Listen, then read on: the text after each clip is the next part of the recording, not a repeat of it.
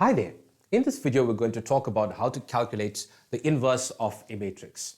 So it's something very important to know how to do. It's used in so many places in science and engineering.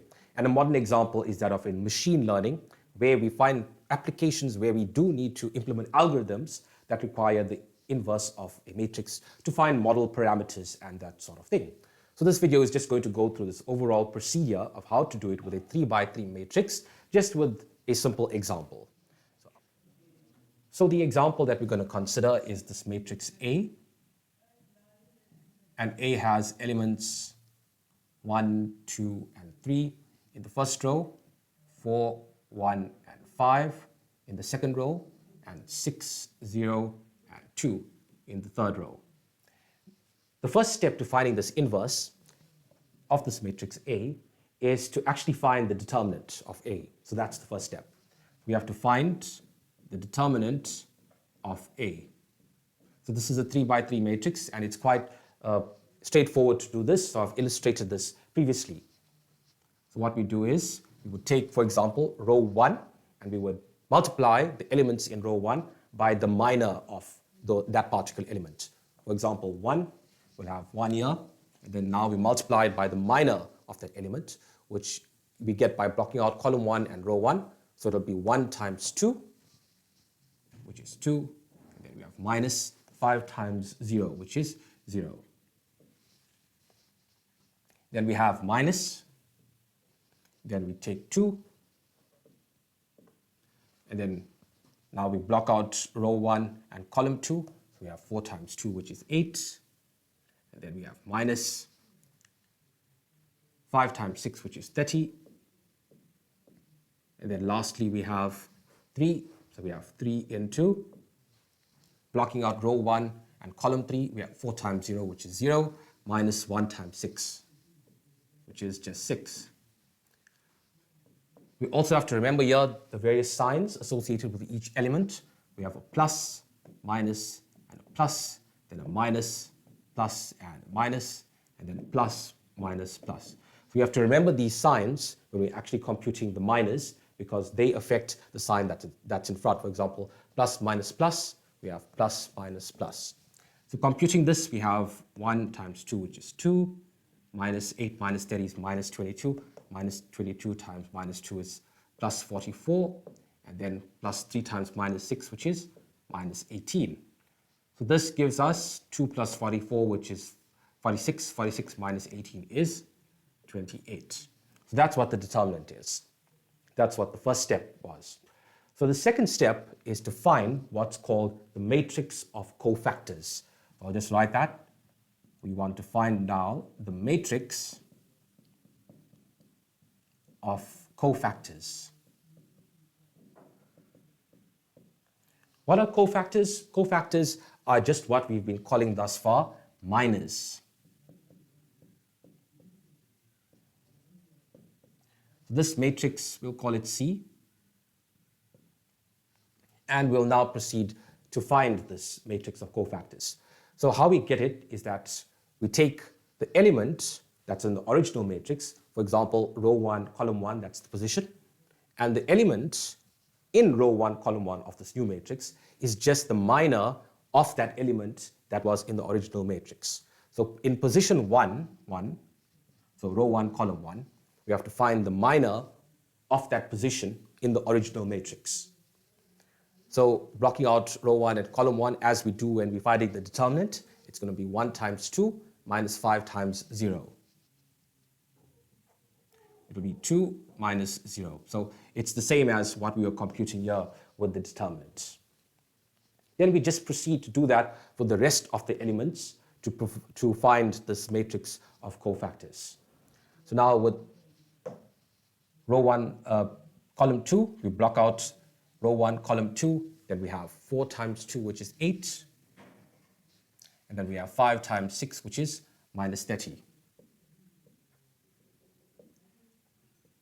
So we also have to remember that there's a minus in front here because of the minus sign that's here. So we cannot forget that. We have to ensure that we put the correct sign in the various positions of the matrix.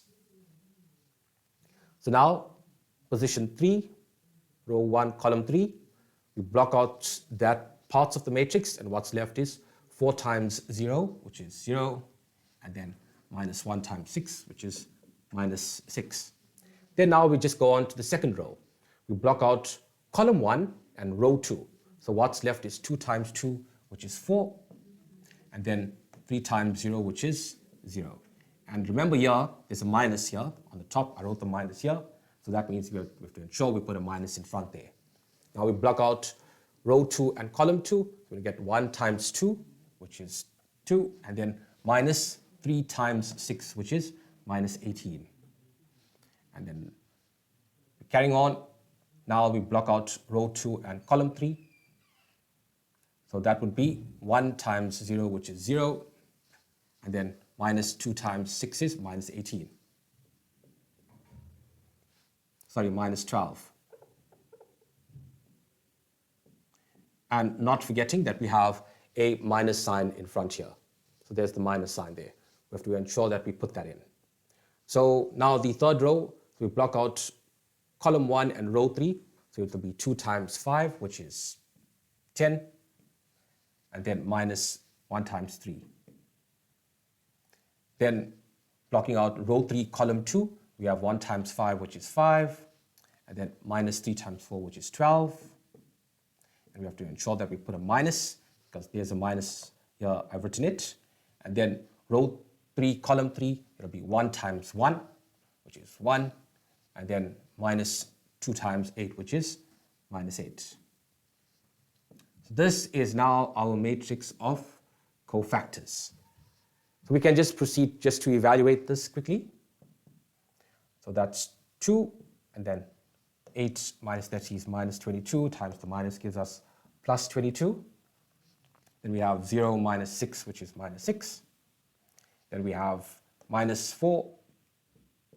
Then we have 2 minus 18 is minus 16. And then we have 0 minus 12.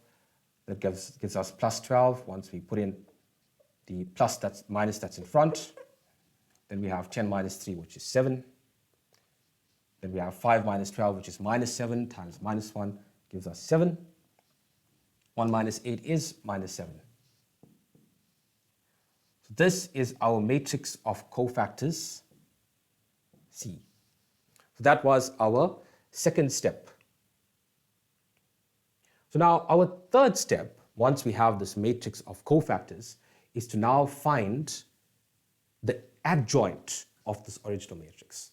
So the third step is we want the adjoint of matrix A. So that's our next step. What is the adjoint of matrix A? All it is this matrix that we've just done now, this matrix of cofactors C, and we take it and we find the transpose of matrix C. What do I mean by transpose? I've written a little t here as the superscript. So this t, this transpose, actually means that we take this row and we make it a column. So we take the rows and we make them into columns. So let's just do that here at the bottom. So this transpose of this matrix, we take row 1, 2, 22, and minus 6, and that becomes a column. So 2, 22, and minus 6. Then row 2 is minus 4, minus 16, and 12, and that now becomes column 2. Minus 4, minus 16, and 12. Then lastly, row 3, 7, 7, and minus 7, that becomes column 3, so it's 7, 7, and minus 7. So that is what is the transpose of this matrix. So the fourth and final step is simply just now to find the inverse of this matrix. So the inverse of the matrix, that's A, write it as A, and we'll write minus 1 as the superscript to designate that it's the inverse. And what it's equal to is this adjoint of this matrix, which is the transpose of matrix C. We write the adjoint of this original matrix as C transpose. And all we're doing is we are multiplying this matrix by 1 over the determinant of A. So all these previous steps was to just simply use this equation. Now, there's determinant of A, that was this first step, 28, and C transpose. So to get C transpose, we first had to find C, then we had to find the transpose of C. So all we just need to do now is substitute all of this in here. And practically, what this means is that we're taking this matrix here, this adjoint C transpose, and we're just dividing each element by 28 because we're multiplying by 1 over the determinant, and the determinant is a scalar, it's just numerical value. So we're multiplying this matrix by a numerical value, that's 1 over 28. So it's the same thing as just dividing each element by 28. So we're going to have 2 over 28, and minus 4 over 28, then 7 over 28, and then 22 over 28, minus 16 over 28, and then 7 over 28, then minus 6 over 28, and then 12 over 28, and finally minus 7 over 28.